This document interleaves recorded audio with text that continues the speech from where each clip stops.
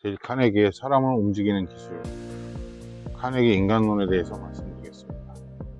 말씀에 앞서 카네기에 대해서 말씀드리겠습니다. 1988년 미주리주의 한 농장에 태어났다.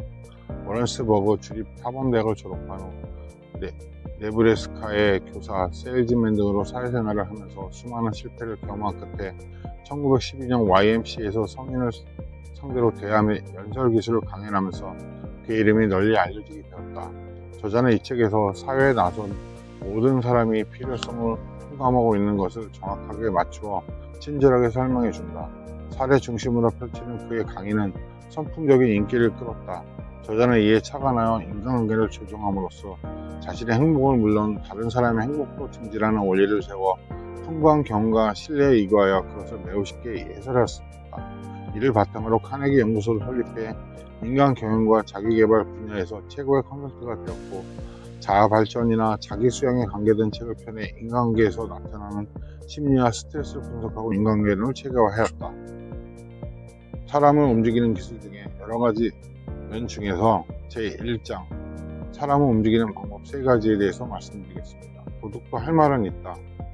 중요감을 갖게 한다. 입장을 바꾸어 생각해보라. 이상 3가지였는데요. 이 중에서 도둑도 할 말을 있다에 대해서 읽어드리도록 하겠습니다. 1931년 5월 7일 뉴욕에서는 일찍이 없었던 일대 수색작전이 전개되었다. 극악무도한 살인범이며 권총의 명수, 그러면서 술도 담배도 하지 않는다는 쌍권총의 크로울리가 몇 주일에 걸친 수색전에 물리다가 마침내 웨스트엔드 거리에 있는 그의 정부가 사는 아파트 도망쳐 들어간 것이다. 범인이 잠복하고 있는 아파트의 맨 위층을 150명의 경찰관 및 형사들이 포위하고 지붕에 구멍을 뚫어 체류가스를 집어넣어서 경관 잡아먹는 귀신이라는 별명까지 붙었던 크로울리를 밖으로 끌어내려고 했다. 한편 주위에 있는 빌딩 옥상에도 기관총이 설치되었다.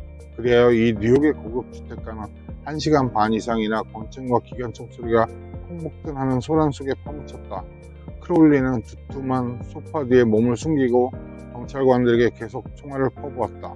이 싸움을 구경하려고 몰려든 시민들의 수는 무려 만여 명에 이르렀다. 이는 실로 뉴욕 뒷골목에 일찍이 없었던 일일 때 활극이었던 것이다. 크로울리가 체포되었을 때 경찰국장 멀투니가 발표한 바에 의하면 이 쌍권총의 악화는 뉴욕 범죄 사상에도 드물게 보는 흉악범으로 털끝만한 동기만 있어도 간단히 사람을 죽인 위인이라는 것이었다. 그러면 쌍권총 크로울리가 자신은 스스로를 어떻게 생각하고 있었을까? 이를 알아낼 만한 근거로 남은 것이 있다. 이는 경찰들이 아파트에서 사경을 퍼붓고 있는 동안 크로울리가 관계자 여러 사람 앞에서 쓴 편지이다. 그 편지를 쓰는 도중에도 그의 상체에서는 피가 흘러내려 종이 위에 검붉은 핏자국을 남겼는데 그 편지의 한 구절에서 크로울리는 다음과 같이 말했다. 내 육신 속에 간직되어 있는 마음은 몹시 지쳤고 그것은 또한 어진 마음입니다. 아무도 해치려 들지 않는 마음입니다. 이 사건이 있기 전에 바로 전에 크로울리는 롱아일랜드의 시골길에서 자동차를 세워놓고 그의 정부 한창 데이트를 즐기고 있었다. 갑자기 한 경관이 자동차 있는 데로 다가오더니 면허증 좀 보여주시죠 하고 말을 건넸다. 크로울리는 아무 대답도 없이 벼랑간 권총을 꺼내 그 경관에게 마구 쏘아댔다. 경관이 그 자리에 쓰러지자 크로울리는 차에서 뛰어내려 경관의 권총을 빼앗더니 숨져가는 경관에게 다시 한번 쏘았다. 이 살인마가 바탕은 착한 아무도 해치려 들지 않는 마음의 소유자라고 스스로 말했던 것이다. 크로울리는 사형 선고를 받았다. 싱싱교도소의 사형 정규의자에 앉았을 때 과연 그가 사람을 많이 죽였으니 이렇게 되는 것도 자업자득이지 하고 말했을까? 아니다. 그렇게 말하기는커녕 내 몸을 지켰을 뿐인데 이런 꼴을 당하다니 하고 한탄했다. 이것이 크로울리의 마지막 말이었다. 이 이야기의 요점은 흉악무도한 크로울리조차 자기가 나쁘다는 생각은 전혀 하지 않았다는 것이다. 이렇게 생각하는 범죄자는 흔한 법이다. 다음 말을 들어보자. 나는 생애 한창 좋은 시절을 남을 즐겁게 하고 도와주느라고 애써봤지만 그 대가란 냉엄한 세상의 비난과 범인이란 낙이뿐이다. 이렇게 한탄한 것은 일찍이 시카고로 소나기에 넣고 온 미국을 덜덜 떨게 했던 암흑가의 왕자 알 카포네였다. 카포네처럼 흉악무도한 인간도 자기 스스로를 악인이라고 생각하지 않았다. 오히려 자기는 자선가라고 자처하면서 세상 사람들이 자기의 선행을 오해하고 있다는 것이다. 뉴욕에서도 둘째가라면 서로가 흉악한 더치 슐츠 또한 그러했다. 폭력단의 동료가 잡히는 바람에 목숨을 잃게 된 슐츠도 어느 신문기자와 만난 자리에서 자기가 사회의 은인이라고 말한 일이 있다. 그는 사실 그렇게 믿고 있었다. 이 문제에 대해서 나는 싱싱 교도소장인 와든 조즈 씨로부터 재미있는 이야기를 들은 적이 있다. 수용자 중에서 자기 스스로를 악인이라고 생각하는 사람은 극히 드물다는 것이다. 자기는 일반 선량한 시민과 조금도 다를 바가 없다고 생각하며 끝까지 자신의 행위를 정당하다고 믿고 있다는 것이다. 왜 금고를 파괴하지 않으면 안 되었으며 어째서 권총 방아쇠를 당기지 않으면 안 되었던가를 누누이 설명한다는 것이다.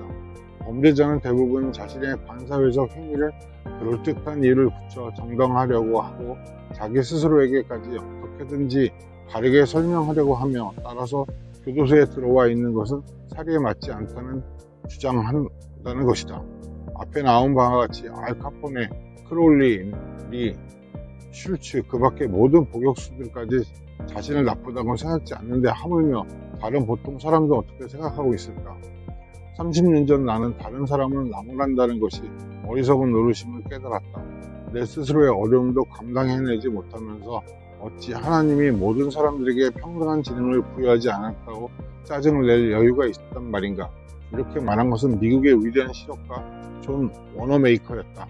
워너메이커는 일찍이 이를 깨달았지만 나는 유감스럽게도 이제 나이 40이 다 되어서야 인간은 아무리 자기가 잘못되었더라도 결코 자기가 나쁘다는 것을 인정하려 들지 않는다는 것을 겨우 깨닫기 시작한 것이다.